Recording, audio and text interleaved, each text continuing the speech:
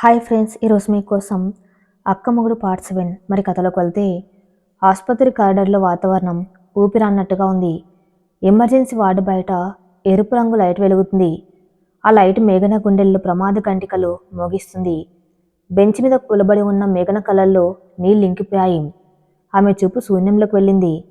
పక్కనే లక్ష్మి భయంతో వణికిపోతూ గోడ కానుకొని నిలబడింది. కాంతమ్మ గారు మాత్రం అటు ఇటు పాచర్లు చేస్తూ వచ్చిపోయే నర్సులని డాక్టర్లని విసుక్కుంటూ మధ్యలో మేఘను దెప్పిడుస్తూ తన ఉనికిని చాటుకున్నారు. ఏమే, ఇంకా డాక్టర్లు బయటకు రాలేదేంటి? నా మనవరాలికి ఏమైందో ఏమో. ఉద్యోగాల ఆఫీసులంటూ ఆ పసిగుడ్డుని గాలికి వదిలేశావు. ఇప్పుడు చూడు ఏం జరిగిందో అంటూ కాంతమ్మగారు అరిచారు. మేఘనకి ఆ అరుపు వినిపించడం లేదు. ఆ మనసులో ఒకటే ప్రశ్న. ఉదయం నేను వెళ్ళేటప్పుడు చిన్న ఆరోగ్యంగానే ఉంది కదా, పాలు తాగి ఆడుకుంది కదా, సడన్గా ఫిట్స్ ఎందుకు వచ్చాయి? లక్ష్మి ఏదో దాస్తుంది. ఎవరో వచ్చారని చెప్పింది. ఎవరు వాళ్ళు? మేఘన్ లేచి లక్ష్మి దగ్గరకు వెళ్ళింది. లక్ష్మి చేతులు పట్టుకుని గట్టిగా అడిగింది. లక్ష్మి, నిజం చెప్పు. నా మీద ఒట్టు, చిన్నికేం పెట్టావు? ఎవరు వచ్చారు? లక్ష్మి భయంతో కాంతమ్మగారు వైపు చూసింది.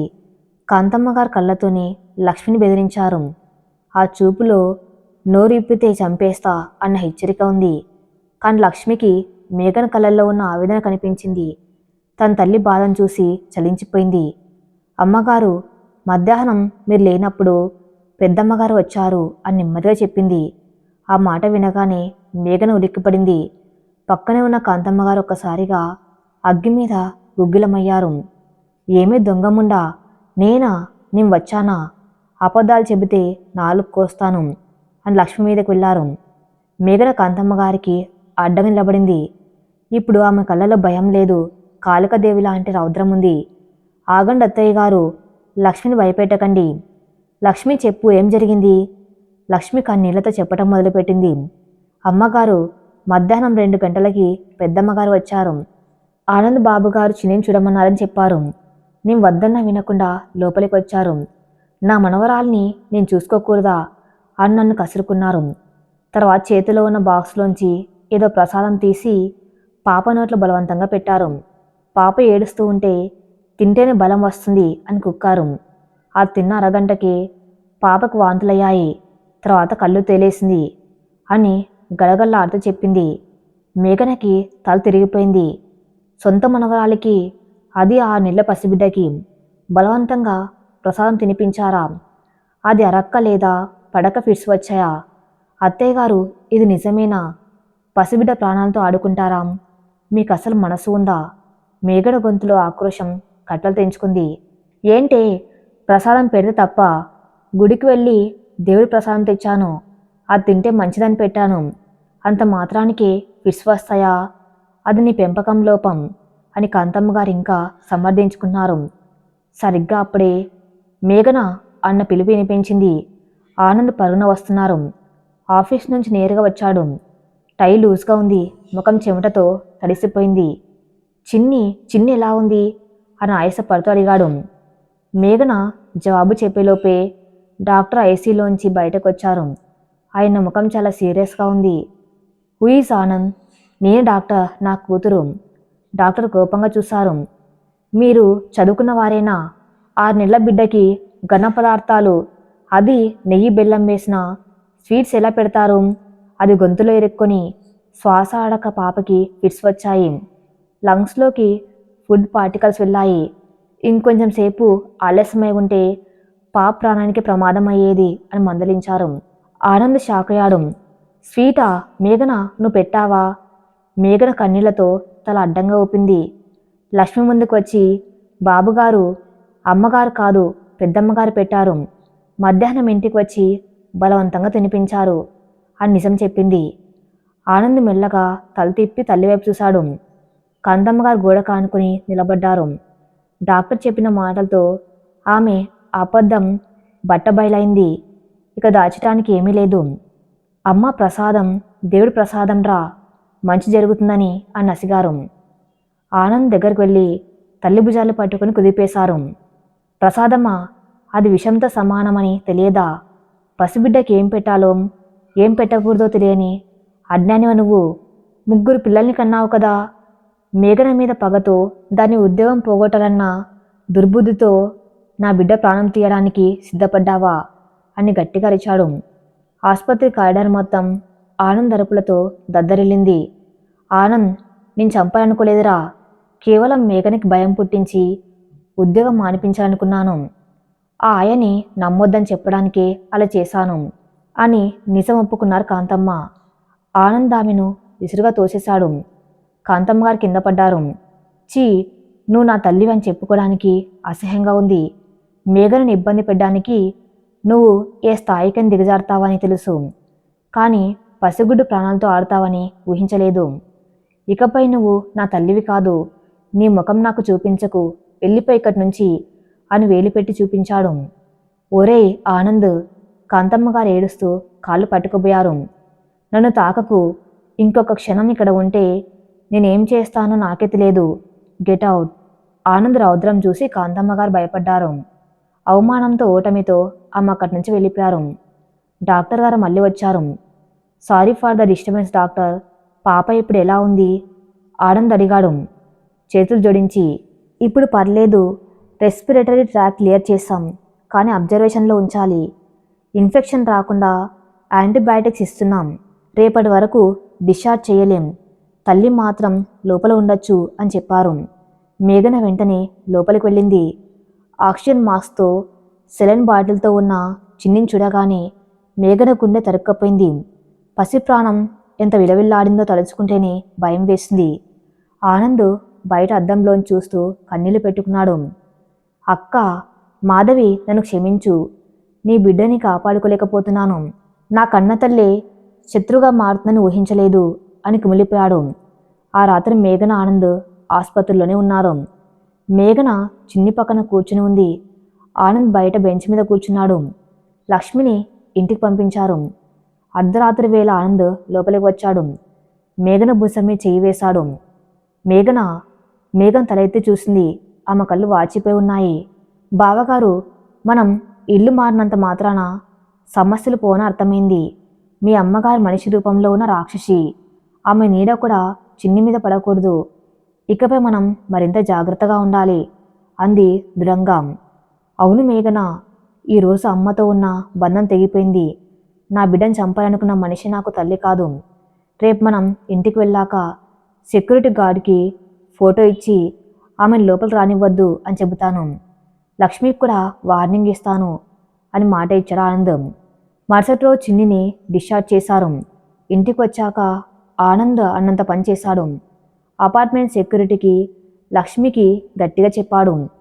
ఎవరు వచ్చినా, ముఖ్యంగా మా అమ్మ వచ్చిన గేట్ తీయకూడదు, నాకు ఫోన్ చేయాలి అని ఆర్డర్ వేశాడు. కొన్ని రోజులు ప్రశాంతంగా గడిచాయి. మేఘన మళ్ళీ కాలేజ్కి వెళ్తుంది, కానీ మనసులో ఎప్పుడు చిన్ని గురించిన భయమే. ప్రతి గంటకి లక్ష్మికి వీడియో కాల్ చేసి చూసుకుంటుంది. ఆనంద్ కూడా తల్లిని ఇంటిని పూర్తిగా మర్చిపోయాడు. నాన్నగారికి మాత్రం ఫోన్ చేసి మాట్లాడుతున్నాడు. అయితే పాత ఇంట్లో పరిస్థితి వేరుగా ఉంది. కాంతమ్మ గారు అవమాన భారంతో రగిలిపోతున్నారు. కొడుకు తన్ని గెంటేయడం, మనవరాలికి దూరం చేయడం ఆమె జీర్ణించుకోలేకపోతున్నారు. దీనంతటికి కారణం మేఘన అనే ఆమె నమ్మకం. ఆ మేఘన నా కొడుకు నా నుంచి పూర్తిగా వేరు చేసింది. ఇప్పుడు ఆనంద్ నా మొహం కూడా చూడనంటున్నాడు. దీనికి ప్రతీకారం తీర్చుకోవాలి, కానీ ఎలా? నేరుగా వెళ్తే రానివ్వరు అని ఆలోచిస్తున్నారు. విశ్వనాథం గారు మంచం మీద నుంచి భార్యను మందలించారు. కాంతం, ఇంకా నీకు బుద్ధి మారలేదా? పసిబిడ్డ ప్రాణం తీయబోయావు. ఆనంద్ చేసిన సరైన పని. నువ్వు చేసిన పాపానికి ప్రాయచిత్తం చేసుకో, దేవుణ్ణి క్షమాపణ అడుగు అని చెప్పారు. దేవుడా, నా దేవుడు నా కొడుకే. వాణ్ణి నాకు దూరం చేసిన ఆ దయ్యం మీద పగ తీర్చుకునే వరకు నాకు నిద్ర పట్టదు అని పిచ్చి దాంట్లో వాగారు.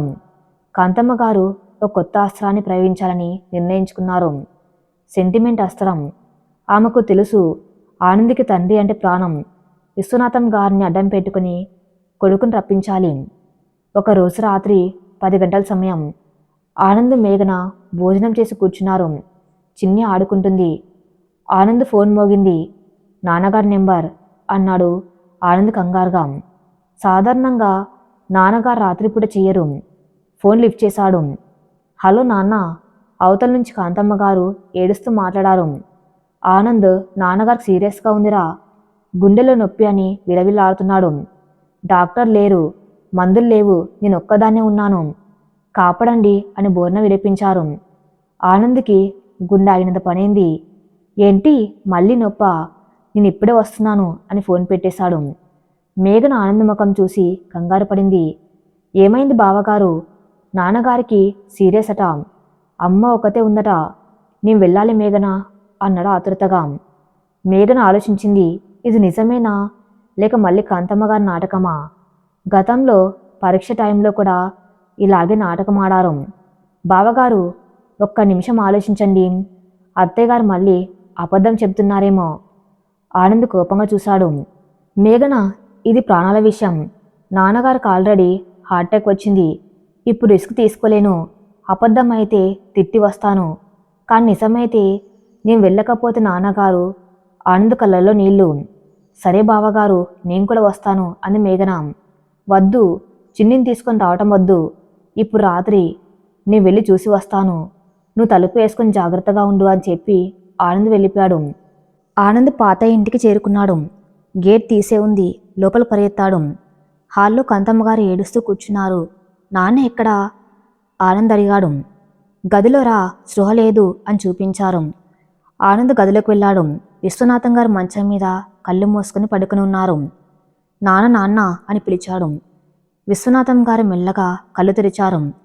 ఆయనకు నిజంగా నీరసంగా ఉంది, కానీ ప్రాణాపాయం లేదు.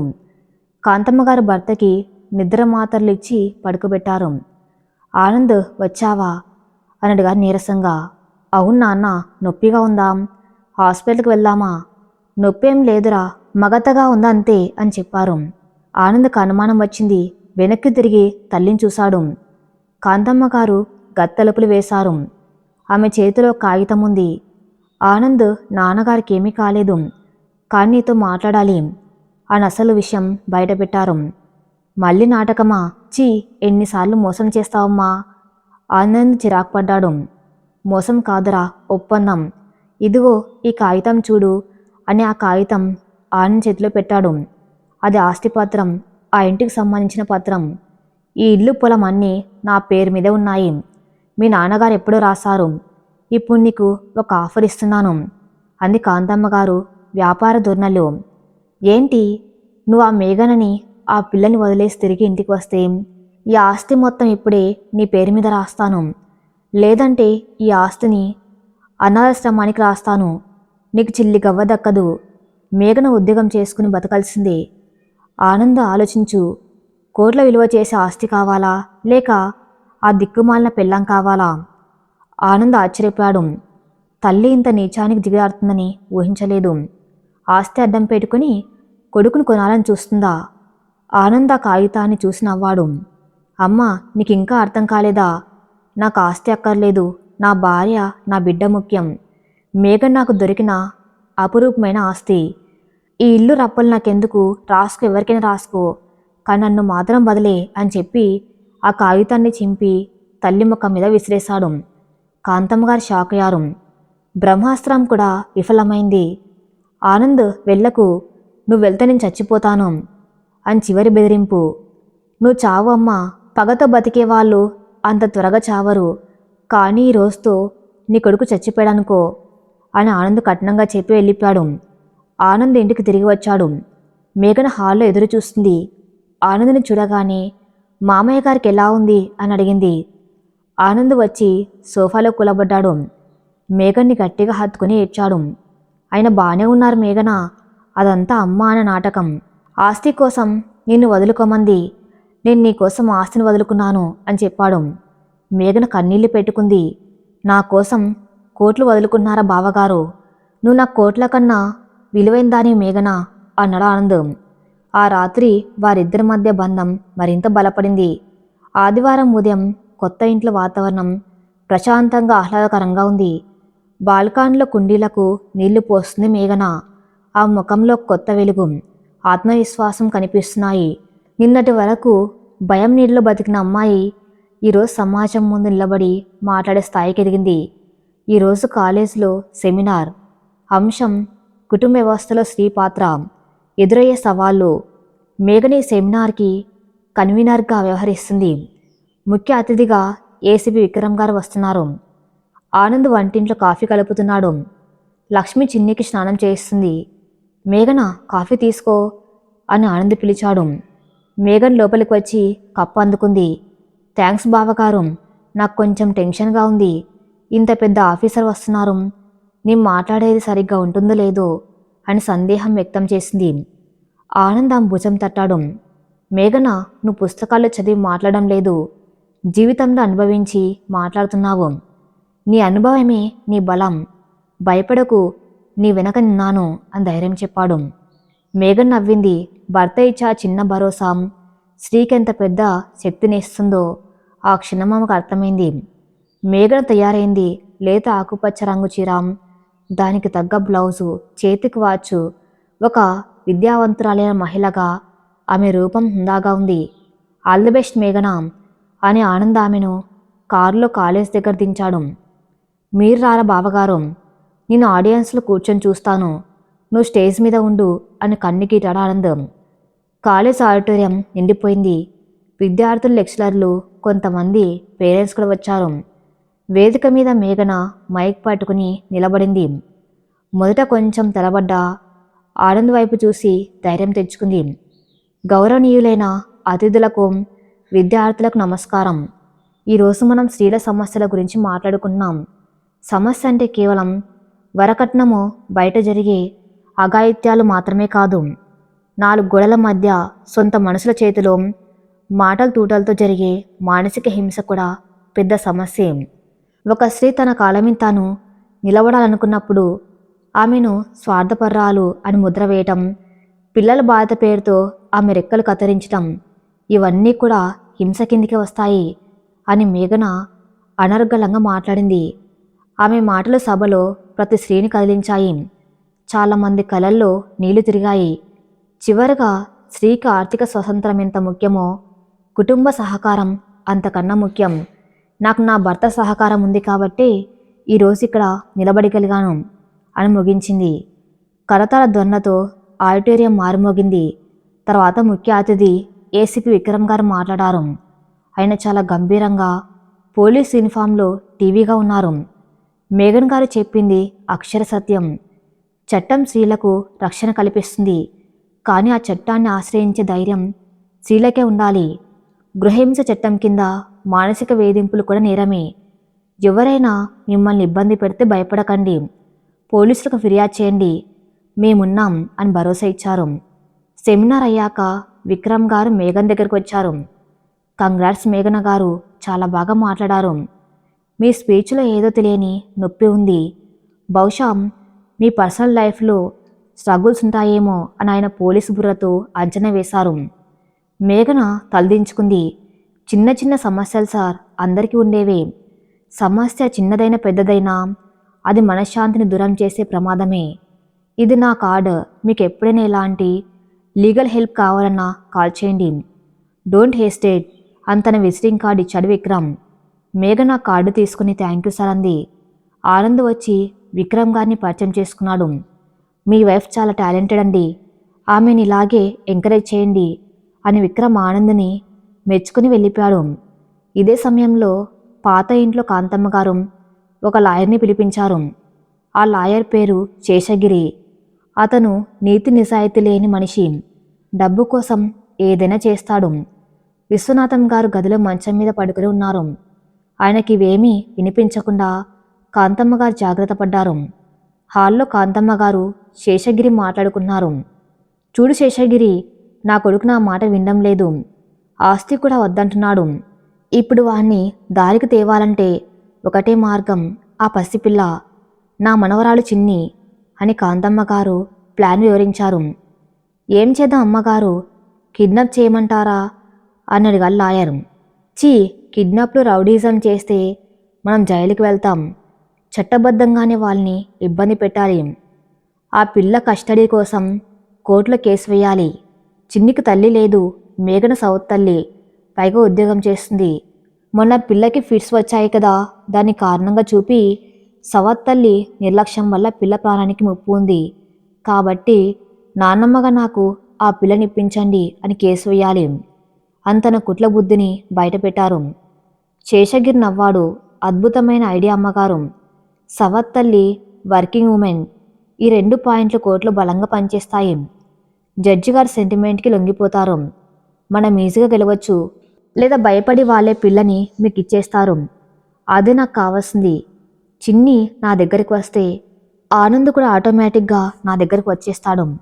ఆ మేఘన్ని గెంటేయొచ్చు అని పళ్ళు నూరుకున్నారు కాంతమ్మ. సాయంత్రం ఆనంద్ మేఘన ఇంటికి వచ్చారు. చాలా సంతోషంగా ఉన్నారు. మేఘన, ఈరోజు మనం సెలబ్రేట్ చేసుకోవాలి. బయట నుంచి బిర్యానీ తెప్పిద్దామా అడిగాడు ఆనందం. వద్దు బావగారు, లక్ష్మి అన్నీ రెడీ చేసింది, ఇంట్లోనే తిందాం అంది మేఘన. అందరు డైనింగ్ టేబుల్ దగ్గర కూర్చున్నారు. చిన్నిని మేఘన ఒళ్ళో కూర్చోబెట్టుకొని తినిపిస్తుంది. అంతలో కాలింగ్ బెల్ మోగింది. నేను చూస్తాను అని లక్ష్మి వెళ్ళింది. కాసేపటికి ఒక కవర్ పట్టుకుని వచ్చింది. బాబుగారు, ఎవరో కోర్టు నుంచి వచ్చారట, ఈ కవర్ ఇచ్చి సంతకం పెట్టించుకున్నారు అని ఆనంద్కిచ్చింది. ఆనంద్ ఆశ్చర్యంగా ఆ కవర్ తీసుకున్నాడు. కోర్టు నుంచా, మనకేంటి పని? కవర్ తెరిచి చదవడం మొదలుపెట్టాడు. చదువుతున్న కొద్దీ ఆనంద్ ముఖం రంగు మారిపోయింది. చేతులు వణకడం మొదలయ్యాయి. ఏమైంది బావగారు? మేఘన కంగారుగా అడిగింది. ఆనంద్ ఆ కాగితాన్ని టేబుల్ మీద విసిరేశాడు. చూడు మేఘన, అమ్మ ఎంత నీచానికి దిగజారిందో. లీగల్ నోటీస్ పంపింది అని తల పట్టుకున్నాడు. మేఘన కాగితం తీసుకొని చదివింది. అందులో ఇలా రాసి ఉంది. పిటిషనర్ శ్రీమతి కాంతమ్మ, రెస్పాండెంట్ ఆనంద్ మేఘన, విషయం మైనర్ బాలిక అమృత కస్టడీ గురించి. మీరు మొదటి భార్య మరణాంతరం మేఘను వివాహం చేసుకున్నారు. మేఘన ప్రస్తుతం ఉద్యోగం చేస్తూ సవతి బిడ్డ అయిన అమృతను నిర్లక్ష్యం చేస్తుంది.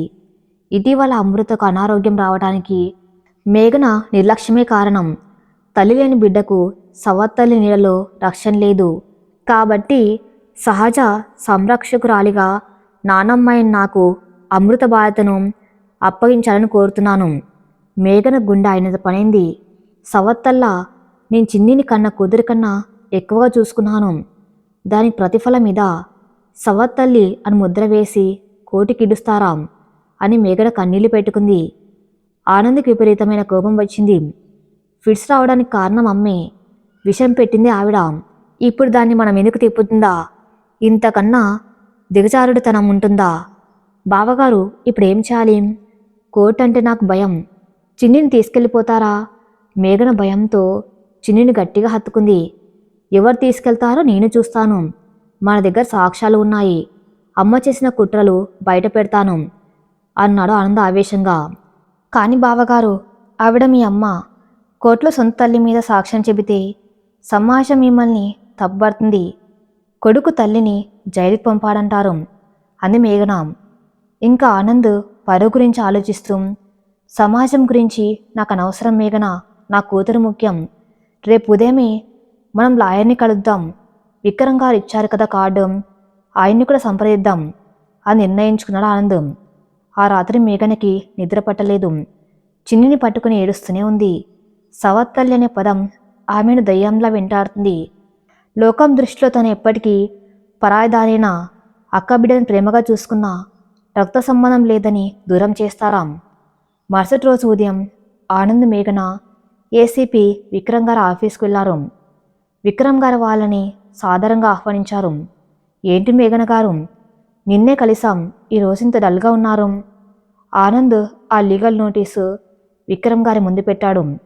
అంత చదివాక విక్రమ్ గారు గంభీరంగా మారారు. ఇది చాలా సీరియస్ ఎలిగేషన్. చట్టం ప్రకారం తండ్రి బ్రతికి ఉండగా నానమ్మకి కష్టం రావడం కష్టం. కానీ సవత్తలి నిర్లక్ష్యమని నిరూపిస్తే కోర్టు పిల్లల క్షేమం దృష్ట్యా నానమ్మకి ఇవ్వచ్చు. మీ అమ్మగారు చాలా స్ట్రాంగ్ లాయర్ని పట్టుకుని ఉంటారు అని విశ్లేషించారు. కానీ పాపకి ఫిట్స్ రావడానికి కారణం మా అమ్మగారే. ఆవిడ స్వీట్స్ పెట్టారు, డాక్టర్ కూడా చెప్పారు అని ఆనంద్ చెప్పాడు. అందుకు సాక్ష్యం ఉందా ఆనంద్ గారు? డాక్టర్ రిపోర్ట్ ఉందా? మీ అమ్మగారు స్వీట్ పెట్టినట్టు ఎవరైనా చూసారా? మా పని మనిషి లక్ష్మి చూసింది గుడ్. లక్ష్మి సాక్ష్యం చాలా ముఖ్యం. అలాగే డాక్టర్ స్టేట్మెంట్ కూడా కావాలి. కానీ గుర్తుంచుకోండి, ఇది కోర్టు కేసు, చాలా రోజులు నడుస్తుంది. ఈలోపు మీ అమ్మగారు ఇంకా ఏమైనా చేయొచ్చు అని హెచ్చరించారు విక్రమ్. ఆనంద్ నిట్టూర్చాడు. ఏం చేయాలో అర్థం కావటం లేసా. విక్రమ్ గారు ఒక సలహా ఇచ్చారు, లీగల్గా ఫైట్ చేయండి, కానీ ఎంతకన్నా ముందు ఒకసారి కౌన్సిలింగ్ పిలిపిద్దాం. మీ నాన్నగారిని కూడా ఇన్వాల్వ్ చేయండి. ఆయన సాక్ష్యం కోర్టులో చాలా విలువైంది. ఆయన గనక నా భార్య మానసిక స్థితి సరిగ్గా లేదు, పిల్లాన్ని చూసుకోలేదు అని చెబితే కేసు వీగిపోతుంది. ఆనంద్కి ఆ సలహా నచ్చింది. కానీ నాన్నగారు మంచం మీద ఉన్నారు, ఆయన్ని కోర్టుకి ఎలా తేవాలి? పైగా అమ్మాయి ఇంట్లో నాన్నగారిని బంధిని చేసి ఉంటుంది, ఫోన్ కూడా ఇవ్వటం లేదు. మా నాన్నగారు మా అమ్మ కంట్రోల్లో ఉన్నారు, ఆయన్ని కలవటమే కష్టం అన్నాడు ఆనందం. డోంట్ వరీ, పోలీస్ పవర్ వాడదాం. వృద్ధుల సంరక్షణ చట్టం కింద మనం ఆ ఇంటికి వెళ్ళొచ్చు. మీ నాన్నగారిని పలకరించడానికి వెళ్తున్నాం అని చెప్పి ఆయన్ని సేఫ్ ప్లేస్కి మార్చొచ్చు. అప్పుడు ఆయన నిజం చెబుతారు అని ప్లాన్ చెప్పాడు విక్రమ్. ఇది ఒక సాహసం, సొంత ఇంటి మీదకే పోలీసులతో వెళ్ళటం, కానీ తప్పదు. సరే చేద్దాం అన్నాడు ఆనందం. ఆ రోజు సాయంత్రం ఒక police jeep Anand car Kanthamma గారింటి ముందు ఆగాయి. గేట్ లాక్ చేసి ఉంది. పోలీసులు గేట్ తట్టారు. కాంతమ్మ గారు లోపల నుంచి వచ్చారు. పోలీసులను చూడగానే ఆ ముఖం పాలిపోయింది. ఎవరు మీరు, ఎందుకు వచ్చారు అని గద్దించారు. విక్రమ్ కారు జీపు దిగి వచ్చాడు. మేడం, మేం పోలీసులం, మాకు ఒక కంప్లైంట్ వచ్చింది. ఈ ఇంట్లో ఒక వృద్ధుణ్ణి బందీగా ఉంచారని, ఆయనకు వైద్యం అందడం లేదని తెలిసింది, ఆయన్ని చూడాలి అని చెప్పారు. కాంతమ్మ గారు షాక్ అయ్యారు. ఎవరు ఇచ్చారు కంప్లైంట్? ఆ ఆనంద్ గాడా? వాడు నా కొడుకు. ఇది మా కుటుంబ విషయం. కుటుంబ విషయమైనా సరే సీనియర్ సిటిజన్ని ఇబ్బంది పెడితే నేరం. గేట్ తీయండి అని ఆర్డర్ వేశాడు విక్రమ్. కాంతమ్మ గారు వణుకుతూ గేట్ తీశారు. ఆనంద్ మేఘన పోలీసులతో పాటు లోపలికి వచ్చారు. మేఘన్ నేరుగా మామయ్య గారి గదిలోకి వెళ్ళింది. అక్కడ దృశ్యం చూసి ఆమె కన్నీళ్లు ఆపుకోలేకపోయింది. విశ్వనాథం గారు మంచం మీద మురికి బట్టలతో చిక్కిపోయి ఉన్నారు. గదిలో దుర్వాసన వస్తుంది. పక్కన నీళ్ల బాటిల్ కూడా లేదు. మామయ్య గారు అని మేఘన పిలిచింది. విశ్వనాథం గారు కళ్ళు తెరిచారు. మేఘను చూడగానే, అమ్మ వచ్చావా, నాకు దాహం అని అడిగారు. మేఘన వెంటనే నీళ్లు పట్టించింది. ఆనంద్ కూడా వచ్చాడు. తండ్రి స్థితి చూసి బోర్న ఏడ్చాడు. నాన్న, నిన్ను ఇలా వదిలేశానా? విక్రమ్ గారు ఇదంతా వీడియో తీయమని కానిస్టేబుల్కి చెప్పారు. చూడండి మేడం, మీ భర్త పరిస్థితి ఇదా మీరు చూసుకునేది? ఇలాంటి వ్యక్తికి మేము పసిపిల్లను ఎలా అప్పగిస్తాం అని కాంతమ్మ గారిని నిలదీశారు. కాంతమ్మ గారు దొరికిపోయారు. అది పని మనిషి రావటం లేదు, అందుకే అని నసిగారు. సాకులు వద్దు. ఆనంద్ గారు మీ నాన్నగారిని మీతో తీసుకెళ్ళండి, నేను పర్మిషన్ ఇస్తున్నాను అని చెప్పారు విక్రమ్. ఆనంద్ తండ్రిని ఎత్తుకుని వీల్చైర్లో కూర్చోబెట్టాడు. మేఘన ఆయన బట్టలు సర్దింది. వాళ్ళు బయటకు వస్తూ ఉండగా కాంతమ్మ గారు అడ్డుపడ్డారు. నా మొగ్గుని తీసుకెళ్తారా? నేను ఒప్పుకోను, కేసు పెడతాను అని అరిచారు. విక్రమ్ గారు నవ్వారు. మీరు ఆల్రెడీ కేసు వేశారు కదా, ఆ కేసులో ఈ వీడియోనే సాక్ష్యం. భర్తనే సరిగ్గా చూసుకోలేని ఆవిడ మనవరాల్ని ఏం చూసుకుంటుంది? ఇంకో మాట మాట్లాడితే గృహహింస కింద మిమ్మల్ని అరెస్ట్ చేయవలసి వస్తుంది అని వార్నింగ్ ఇచ్చారు. కాంతమ్మ గారు నోరు మూసుకున్నారు. తన చేతిలో ఉన్న ఆయుధం కూడా చేజారిపోయింది. ఆనంద్ మేఘన విశ్వనాథం గారిని తన కారులో ఎక్కించుకున్నారు. కారు వెళ్తూ ఉంటే కాంతమ్మ గారు గేట్ దగ్గర నిలబడి చూస్తూ ఉండిపోయారు. ఇప్పుడు ఆ పెద్ద ఇంట్లో ఆమె ఒక్కతే, ఒంటరి, ఓడిపోయిన రాక్షసి. కొత్త ఇంట్లో మామయ్య గారికి ఓ గది కేటాయించారు. లక్ష్మీ మేఘన ఆయనకు సేవలు చేశారు. స్నానం చేయించి మంచి బట్టలు వేసి భోజనం పెట్టారు. రాత్రి ఆయన ప్రశాంతంగా నిద్రపోయారు. మరుసటి రోజు కోర్టు హియరింగ్. కాంతమ్మ గారు లాయర్ శేషగిరి కోర్టులో వాదించాడు. మై లార్డ్, మేఘన్ గారు సవత్తల్లి, ఆమెకు చిన్ని మీద ప్రేమ లేదు. అప్పుడు ఆనంద్ లాయర్ లేచారు. మై లార్డ్, ప్రేమ అనేది రక్త సంబంధంలో ఉండదు, పెంచే గుణంలో ఉంటుంది. దీనికి సాక్ష్యం చిన్ని తాతగారు మిస్టర్ విశ్వనాథం గారు అని చెప్పి ఆయన్ని కోర్టు హాల్లోకి వీల్ చైర్లో తీసుకొచ్చారు. విశ్వనాథం గారు జడ్జి గారితో మాట్లాడారు. అయ్యా, నా భార్య కాంతమ్మ మానసిక స్థితి సరిగ్గా లేదు. ఆమె పగతో రగిలిపోతుంది. నా కోడలు మేఘన దేవత. నా మనవరాల్ని కన్న తల్లి కన్నా ఎక్కువగా చూసుకుంటుంది. నా భార్య చేతిలో చిన్నిని పెడితే ఆమె చంపేస్తుంది. దయచేసి చిన్నిని మేఘన్ దగ్గరే ఉంచండి అని సాక్ష్యం చెప్పారు. జడ్జి గారు తీర్పిచ్చారు. తాతగారి సాక్ష్యం, డాక్టర్ రిపోర్టు, మరి ఇంటి పరిస్థితులను బట్టి చిన్నారి అమృత సంరక్షణ బాధ్యత తండ్రి ఆనంద్కి, తల్లి మేఘన్కి చెందుతుంది. పిటిషన్ కొట్టివేయడమైంది అని చెప్పారు. కాంతమ్మ గారు కోర్టు బయట కుప్పగులారు. మేఘన గెలిచింది. ఉదయం 7 గంటలు కొత్త అపార్ట్మెంట్ బాల్కాన్లో నిలబడి సూర్యోదయాన్ని చూస్తుంది మేఘన. చేతిలో వేడి కాఫీ కప్పు, కింద పార్క్లో పిల్లలు ఆడుకున్న శబ్దాలు, రోడ్డు మీద వెళ్ళే వాహనాల శబ్దాలు వినిపిస్తున్నా ఆ మనసులో మాత్రం ఒక అనిర్వచనీయమైన ప్రశాంతత ఉంది. గత కొన్ని నెలలుగా ఆమె జీవితం ఒక యుద్ధభూమిలా సాగింది. అక్క మరణం, ఇష్టం లేని పెళ్ళి, అత్తగారి సాధింపులు, బావగారి అనుమానాలు, కోర్టు కేసులు, ఇవన్నీ దాటుకుని ఈరోజు ఇక్కడ నిలబడింది. ఇప్పుడు ఆమె ఒంటరి కాదు. ఆమె పక్కన అర్థం చేసుకునే భర్త ఆనంద్, తల్లి లాంటి ప్రేమను చూపించి మామయ్య గారు, కన్న బిడ్డలా అల్లుకపోయే చిన్ని, ఇంటి పనులు తోడుగా ఉండే లక్ష్మి. ఇదొక పరిపూర్ణమైన కుటుంబం. మేఘన వెనక నుంచి ఆనంద్ పిలుపు. మేఘన ఉడిక్కిపడి వెనక్కి తిరిగింది. ఆనంద్ నవ్వుతూ నిలబడి ఉన్నాడు.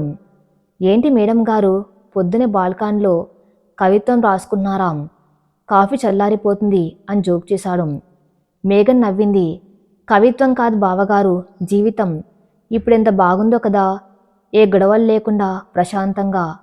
ఆనంద్ ఆమె దగ్గరకు వచ్చి బాల్కానీ రేలింగ్ మీద చేతులు ఆనించి నిలబడ్డాడు. నిజం మేఘన, కానీ ప్రశాంతత నీ వల్లే వచ్చింది. నువ్వు ధైర్యంగా నిలబడకపోతే మనం ఇంకా నరకంలోనే ఉండేవాళ్ళం. థ్యాంక్ యూ అన్నాడు మనస్ఫూర్తిగా. మళ్ళీ థ్యాంక్సా? భార్య భర్తల మధ్య కృతజ్ఞతలు వద్దు అని చెప్పాను కదా అని మేఘన చిన్నగా అలిగినట్లు ముఖం పెట్టింది. ఆనంద్ ఆమె చేతిని తన చేతిలోకి తీసుకున్నాడు. సరే, థ్యాంక్స్ చెప్పను, కానీ ఒకటి అడుగుతాను. నీకు ఇప్పుడు సంతోషంగా ఉందా? అంటే అక్కలేని లోటు కాకుండా ఒక భార్యగా, ఒక వ్యక్తిగా నువ్వు తృప్తిగా ఉన్నావా? మేఘన ఆనంద్ కళ్ళలోకి చూసింది.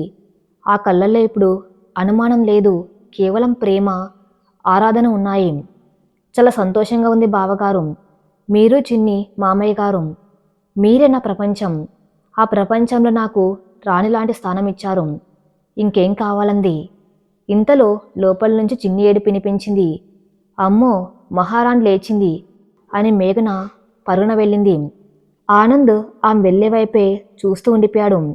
మాధవ్ పోయాక తన జీవితం శూన్యమనుకున్నాడు. కానీ మేఘన శూన్యాన్ని ప్రేమతో నింపేసింది.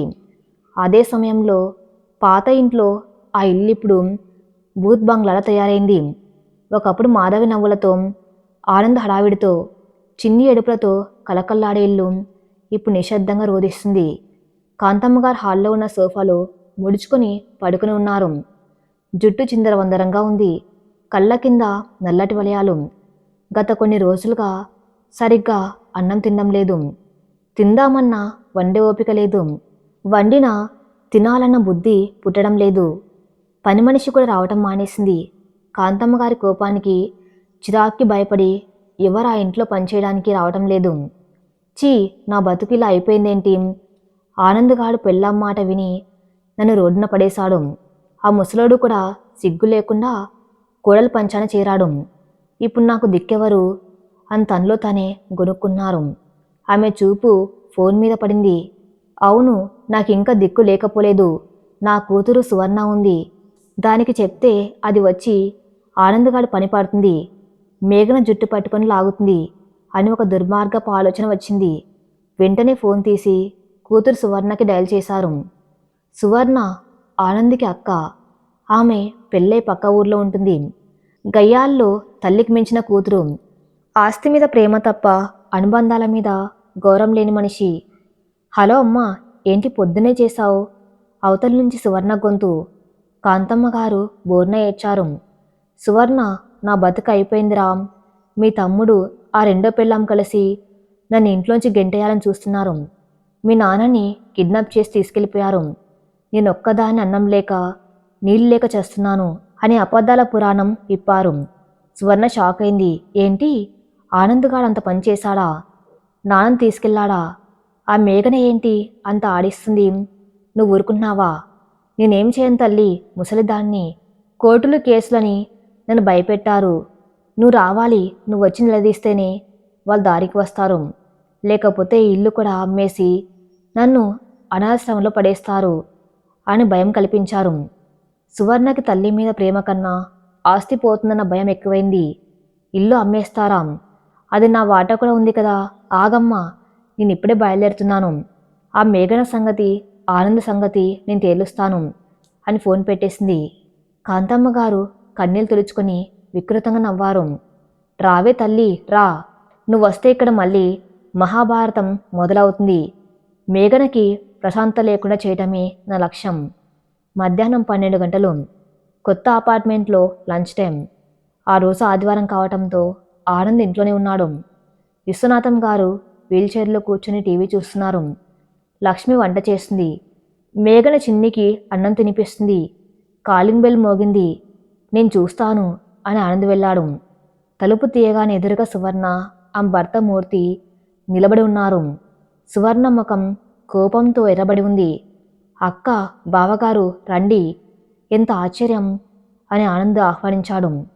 సువర్ణ లోపలికి వస్తూనే ఆనంద్ చెంప మీద ఫట్మని కొట్టింది. ఇల్లంతా నిశ్శబ్దం. మేఘన చేతిలో అన్నం గిన్నె కింద పడింది. విశ్వనాథం గారు షాక్ అయ్యారు. అక్క ఏంటిది? ఆనంద్ చెంప పట్టుకుని అడిగాడు. సిగ్గుండాలరా నీకు? కన్న తల్లిని అనాథం చేసి, తండ్రిని కిడ్నాప్ చేసి ఇక్కడ పెళ్ళాంతో కులుకుతున్నావా? అమ్మ అక్కడ అన్నం లేక చస్తూ ఉంటే నువ్విక్కడ పంచభాక్ష పరమాణాలు తింటున్నావా? సువర్ణ గొంతు చించుకొని అరిచింది. మేఘన పరుగున వచ్చింది. అక్క ఆగండి, మీరు అపార్థం చేసుకున్నారు. అత్తయ్య గారు చెప్పింది నిజం కాదు. ఆవిడే మిమ్మల్ని. ఏమే నువ్వు మాట్లాడకు. సువర్ణ మేఘన వైపు వేలు చూపించింది. నువ్వు రాకముందు మా ఇల్లు నందనవనంలా ఉండేది. నువ్వు వచ్చాక మాధవిని మింగేశావు. ఇప్పుడు మా అమ్మని నాన్నని విడదీశావు. రెండో పిల్లానివి, నీకు సిగ్గు లజ్జ ఉండవా? మొగుణ్ణి కొంగును కట్టుకుని ఆడించడమేనా? సువర్ణ నోరు అదుపులో పెట్టుకో. విశ్వనాథం గారు గట్టిగా అరిచారు. మేఘన గురించి ఒక్క మాట అన్నా ఊరుకోను. ఆమె దేవత, మీ అమ్మే రాక్షసి. నిజం తెలియకుండా వాగకు. ఓహో, నాన్నని కూడా మాయ చేసిందా? మందులు వేసి మత్తులో ఉంచిందా? నాన్నగారు, అమ్మ అక్కడ ఒక్కతే ఏడుస్తుంది. మీకు జాలి లేదా? పదండి ఇంటికి వెళ్దాం అని సువర్ణ తండ్రి వీల్చైర్ని లాగబోయింది. ఆనంద్ అడ్డుపడ్డాడు. అక్క, నాన్నగారు రారు. ఆయన ఇక్కడే ఉంటారు. అమ్మ చేసిన పనులు నీకు తెలియవు. చిన్నిని చంపడానికి విషం పెట్టింది. నాన్నగారిని బంధించేసింది. ఇవన్నీ సాక్ష్యాలతో సహా ఉన్నాయి. కావాలంటే చూపిస్తాను అన్నాడు గంభీరంగా. సువర్ణ ఒక్క క్షణం తడబడింది. కానీ ఆమె అహం తగ్గలేదు. అమ్మ అలా ఎందుకు చేస్తుందిరా? ఏదో కోపంలో చేసి ఉంటుంది. దానికి ఇల్లు వదిలేసి వస్తావా? సరే నాన్నగారు, రాకపోతే పోనీ అమ్మని ఇక్కడికి తీసుకొస్తాను. ఈ ఇంట్లోనే ఉంటుంది. చూద్దాం మీరు ఎలా కాపురం చేస్తారు అని సవాలు విసిరింది. మేఘనకి భయం వేసింది. కాంతమ్మ గారు మళ్ళీ ఈ ఇంట్లోకి వస్తే మళ్ళీ పాత కథే కదా. చిన్నికి ప్రమాదం. వద్దక్క, అత్తయ్య గారు ఇక్కడ ఉండడానికి వీల్లేదు. కోర్టు ఆర్డర్ ఉంది. ఆవిడ చిన్నికి హాని తలపెట్టారు కాబట్టి ఆవిడ ఈ ఇంటి దరిదాపుల్లోకి రాకూడదు అని మేఘన చట్టం గురించి మాట్లాడింది. కోర్టు ఆర్డరా? నీకు చదువు ఉందని, ఉద్యోగం ఉందని బాగా పొగరు ఉందే మేఘన. ఆస్తి కోసం నా తమ్ముని బుట్టలో వేసుకున్నావు. ఆ పాత ఇల్లు అమ్మేసి డబ్బులు కాజేద్దామని ప్లాన్ కదా అని సువర్ణ అసలు విషయం బయటపెట్టింది. ఆమె బాధ తల్లి గురించి కాదు, ఆస్తి గురించి. ఆనంద్ నవ్వాడు. ఓహో, అదా సంగతి. ఆస్తి కోసమే వచ్చావా అక్క? అయితే విను. ఆ ఇల్లు అమ్మే ఉద్దేశం నాకు లేదు. అమ్మ పేరు మీదే ఉంది. ఆమె ఉంచుకోమని చెప్పు. మాకు చిల్లి గవ్వ అక్కర్లేదు.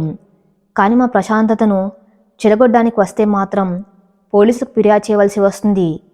సువర్ణ భర్త మూర్తి కలగజేసుకున్నాడు. ఆనంద్, ఎందుకలా గొడవలు? మీ అక్క ఆవేశంలో ఏదో అంది. కానీ అమ్మ అక్కడ ఒక్కతే ఉండటం కష్టం కదా. ఏదో ఒక దారి చూడు అని సర్ది చెప్పాడు. దారి ఒకటే బావగారు. అమ్మ తన తప్పు ఒప్పుకొని మారిపోవాలి. అప్పుడే మేము ఆలోచిస్తాం. అంతవరకు ఈ గొడవ వద్దు అని ఆనంద్ తేల్చెప్పాడు. సువర్ణకి అనుమానంగా అనిపించింది. సరే చూస్తాను, నువ్వు అమ్మని చూడవు కదా, నేనే వచ్చి అమ్మ దగ్గర ఉంటాను. ఆ ఇల్లు నాది కూడా, నేను అక్కడే ఉంటాను.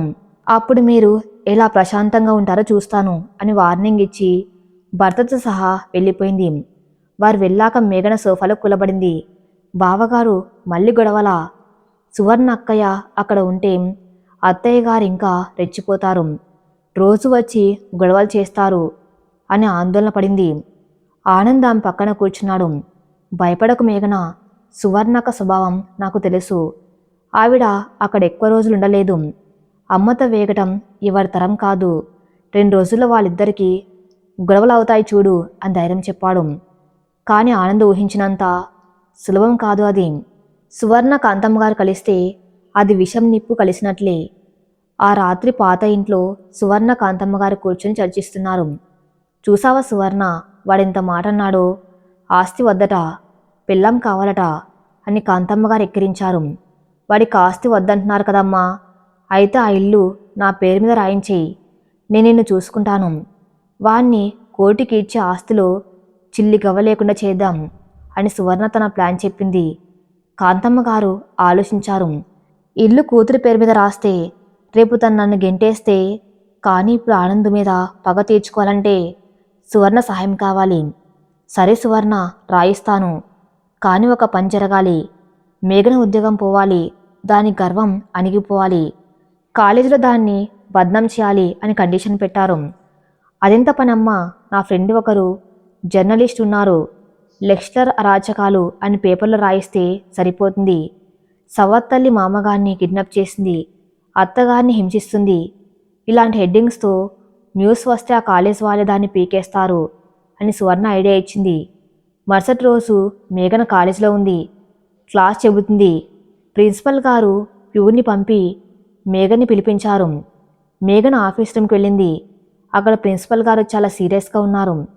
టేబుల్ మీద ఒక లోకల్ న్యూస్ పేపర్ ఉంది. మేఘన్ గారు ఇది చూడండి అని పేపర్ ఆమె వైపు తిప్పాడు. ఆ పేపర్లో ఒక ఆర్టికల్ ఉంది. శీర్షిక లెక్చరర్ ముసుగులో రాక్షసి, రుద్రాలైన అత్తగారిని రోడ్న పడేసిన వైనం. అందులో మేఘన ఫోటో ఉంది. కింద రాసిన కథనం అంతా అబద్ధాల పుట్టాం.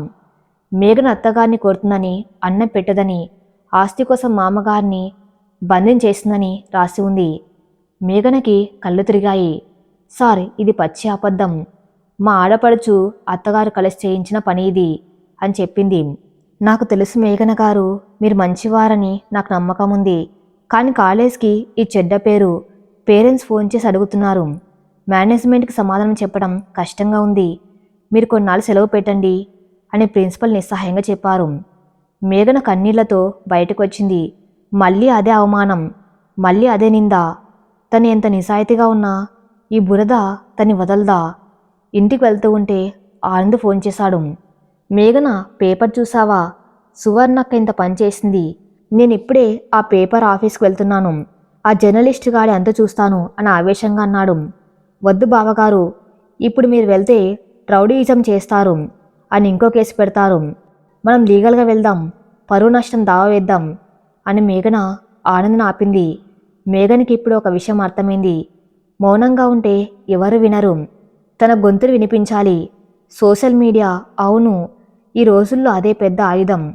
సువర్ణ పేపర్ ద్వారా అబద్ధ ప్రచారం చేస్తే తను సోషల్ మీడియా ద్వారా నిజం చెప్పాలి. మేఘన ఇంటికి వెళ్ళాక ఒక వీడియో రికార్డింగ్ చేసింది. అందులో కాంతమ్మ గారు చిన్నికి విషం పెట్టిన మెడికల్ రిపోర్ట్సు, కోర్టు ఆర్డర్ కాపీలు, విశ్వనాథం గారి స్టేట్మెంటు అన్నీ చూపిస్తూ మాట్లాడింది. ఒక ఆడదానిగా నేను నా కుటుంబాన్ని కాపాడుకోవడానికి పడే తపన ఇది. అత్తగారిని హింసించడం కాదు, అత్తగారి హింస నుంచి నా బిడ్డను రక్షించుకోవటం నా కర్తవ్యం. దయచేసి అబద్ధపు వార్తలు నమ్మకండి అని వీడియో పోస్ట్ చేసింది. ఆ వీడియో కొన్ని గంటల్లోనే వైరల్ అయింది. మేఘన స్టూడెంట్స్, కొలీగ్స్ అందరూ ఆమెకు మద్దతుగా నిలిచారు. వి స్టాండ్ విత్ మేఘన అనే హ్యాష్ట్యాగ్ ట్రెండ్ అయింది. సువర్ణ చేయించిన నెగిటివ్ పబ్లిసిటీ ఇప్పుడు ఆమెకే రివర్స్ అయింది. జనం కాంతమ్మ గారి ఇంటి ముందు గుమిగూడి పసిపిల్లని చంపబోతారా అని నినాదాలు చేయడం మొదలుపెట్టారు. సువర్ణ భయపడింది. అమ్మా, ఇది బెడిసి కొట్టింది. జనం మనల్ని కొట్టేలా ఉన్నారు. నేను వెళ్ళిపోతున్నాను అని తల్లిని వదిలేసి భర్తతో సహా పారిపోయింది. కాంతమ్మ గారు మళ్ళీ ఒంటరి. ఈసారి అవమానం రెట్టింపైంది. మేఘన గెలిచింది, కానీ గెలుపు ఆమెకు సంతోషాన్ని ఇవ్వలేదు. ఎందుకంటే ఆ రాత్రి ఆనంద్కి ఒక ఫోన్ వచ్చింది. అది అతని బాస్ నుంచి. ఆనంద్, నీ ఫ్యామిలీ గొడవలు ఆఫీస్ పరువు తీస్తున్నాయి. సోషల్ మీడియాలో రచ్చ మా కంపెనీకి మంచిది కాదు. నువ్వు రిజైన్ చేయటం బెటర్ అని చెప్పారు. మేఘన మీడియా వల్ల ఆమెకు న్యాయం జరిగింది, కానీ ఆనంద్ ఉద్యోగం ప్రమాదంలో పడింది. ఇప్పుడు ఏం చేయాలి? ఆనంద్ ఉద్యోగం పోతే ఇల్లు ఎలా గడుస్తుంది? మేఘన్ తన వల్ల భర్తకు నష్టం జరిగిందని కుమిలిపోతుందా? ఏం జరుగుతుందో నెక్స్ట్ పార్ట్లో చూద్దాం. నెక్స్ట్ పార్ట్ కోసం నా ఛానల్ని ఫాలో అవుతూనండి. Thank you for listening.